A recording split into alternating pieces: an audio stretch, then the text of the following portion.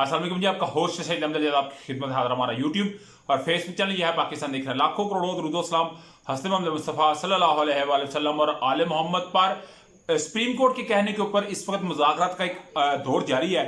दो मुज़ाकरात के दौर हो चुके हैं, तीसरा दौर जारी है, मगर इस वक्त बड़ी एक्सक्लूसिव कुछ खबर मेरे तक पहुंची है और उस एक्सक्लूसिव न्यूज को मैंने आपके साथ डिस्कस करना है। आपने वीडियो को एंड तक लाजमी सुनना है। उधर इमरान अहमद खान ने सबका तोशाखाना के लिए और उनकी बेगम जो बुशरा बीबी है, गिरफ्तारी के कुछ चांसेस नजर आ रहे हैं और आईएमएफ की कुछ बात सामने आई है, वो भी मैंने आपके साथ डिस्कस करनी है। सबसे पहले हम बात यहां से करते हैं कि आप जानते हैं कि इस हुकूमत ने सबसे पहले ये जवाज बनाया, ये उधर बनाया और ये उन्होंने मसला बनाया कि जी हम फंड नहीं दे सकते, हम सिक्योरिटी नहीं दे सकते। इसके ऊपर बड़ी लंबी मुलाकातें हुई, बड़ी बड़ी बातें हुई, बड़ी प्रेस कॉन्फ्रेंस के अंदर बात को क्लियर किया गया और कैटेगोरिकली तौर के ऊपर ये बात को क्लियर किया गया कि नो नेवर, हम कभी ऐसा नहीं कर सकते। मगर इस सारे मामले को हम आपके साथ डिस्कस करते रहे, मगर इस वक्त इस हुकूमत के जो इन्होंने हुकूमती मुज़ाकराती कमेटी में जो बात रखनी है ना, वो बड़ी अजीब तरीके से आई है। पहले तो ये रख रहे थे फंड को, सिक्योरिटी को, दीगर चीजों को। इस दफा एक अहम शख्सियत जब तक वो मनसब पे रहेगी उस वक्त तक इंतखाबात नहीं करवाने, इंतखाबात में नहीं जाना। अभी अहम शख्सियत की अगर बात की जाए तो जो कुछ जराए कन्फर्म कर रहे हैं वो ये बात कह रहे हैं कि चीफ जस्टिस उमर अता बंदयाल साहब को ये सीट के ऊपर देखना नहीं चाहते। 3 रुकनी बेंच का फैसला कहते हैं नहीं मानना। सुप्रीम कोर्ट में जाते हैं तो कोई और उजर बना लेते हैं, बाहर निकलते हैं तो फिर 3 रुकनी बेंच, यानी कि अदालतों में जाके ये अजीब हो जाते हैं।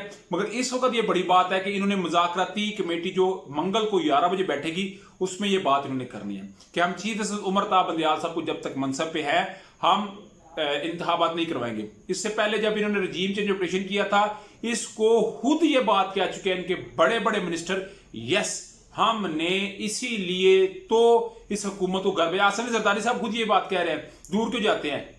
हामिद मीर साहब के साथ उन्होंने बैठ के कहा जी हमने तो एक चीज साहब की तैनाती के लिए सारा कुछ किया था, उसके अलावा हमारा कोई मकसद नहीं था। तो ये चाहते हैं कि एक नई चीज साहब की तैनाती हो, उसके बाद हम इंतखाबात की बात करें। तो वो जो अक्टूबर की बात करते हैं ना, उसमें एक नए चीफ जस्टिस साहब आ जाएंगे और पुराने मुझे उम्मीद है चले गए होंगे। तो ये टन्योर क्यों लिहाज से बता रहा हूं। तो ये एक एक्सक्लूसिव न्यूज थी जो मैंने आपके साथ शेयर की। उधर ही ये भी बात सामने आई है कि जब तक आईएमएफ पैसा नहीं देगी उस वक्त तक कोई फंड रिलीज नहीं होगा, कोई इलेक्शन की बात नहीं होगी। और ये बड़ी बात है कि अभी तक आईएमएफ से कोई मुज़ाकरात नहीं हुए, चाहे थोड़ा बहुत तो चलते रहे, चल भी रहे हैं, चलते भी रहे हैं, मगर कहा जा रहा है कि हुकूमत जानबूझ के इसको डिले कर रही है ताकि आईएमएफ से पैसे ना आए। क्योंकि आईएमएफ से पैसे आएंगे तो अदालतें कहेंगी इधर से पैसा उठा के उधर, उधर से इधर उठा के रख दे। क्योंकि अदालत के अंदर भी तो लोग कुछ अकाउंटेंट बैठे हुए हैं ना, मेरा भी ये फील्ड वही है, हमें भी सारी बात का पता है। तो अदालतों जजेस को भी तो मशवरा दिया जा सकता है ना, शायद उनका कोई रिलेटिव या बच्चा ही कुछ चार्टर्ड अकाउंटेंट हो, जैसे इसहाक साहब है। इसहाक साहब के अक्सर मैं मुतल्लिक कहता हूँ वो अच्छे अकाउंटेंट हैं,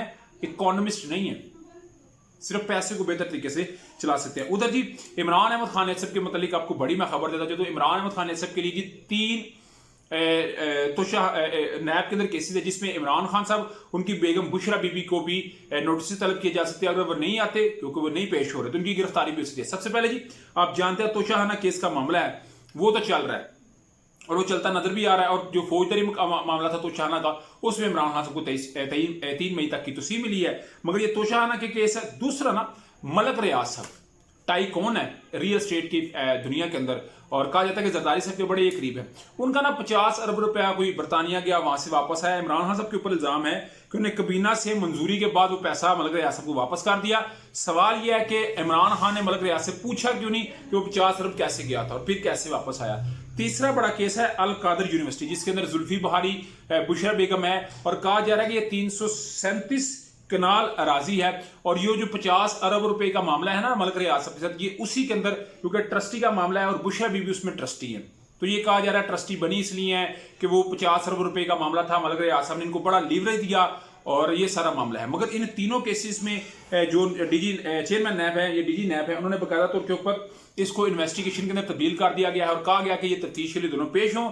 अगर ये पेश नहीं होंगे वारंट, इनको फिर समन भेजेंगे, अगर नहीं तो फिर वारंट गिरफ्तारी जारी करके इनको गिरफ्तार करके भी पेश किया जा सकता है नैब के। तो एक बड़ी जो है अपडेट है, मगर देखना पड़ेगा क्या मलक रियाज साहब जो जरदारी साहब को ये मैसेज करते नजर आए थे कि सर इस वक्त सर खान मुझे मैसेज कर रहा है, बात करना चाहता है जी बेटा, खान की ये बात कर रहे थे जी ऐसे जरदारी साहब, पता ना वो एक ऑडियो भी लीक हुई थी। मगर इस सारे मामले की अगर मैं बात करूं तो क्या मलक रियाज साहब इमरान खान साहब के लिए गवाही देंगे? अगर देंगे तो क्या कितना को सरअंदाज होंगे? क्योंकि सक्खर, हैदराबाद, कराची तक हजारों एकड़ जमीन जो है इस वक्त जरदारी साहब को और उनके दामाद को एलोकेट कर दी गई। आपका समझते हैं लाजमी को शेयर किया। लाकी वीडियो पसंद है तो चैनल को लाइक सब्सक्राइब अपने दोस्तों शेयर कर लीजिएगा। नेक्स्ट वीडियो तक के लिए होस्ट को जाती है। अल्लाह ताला आपका हमें अस्सलाम।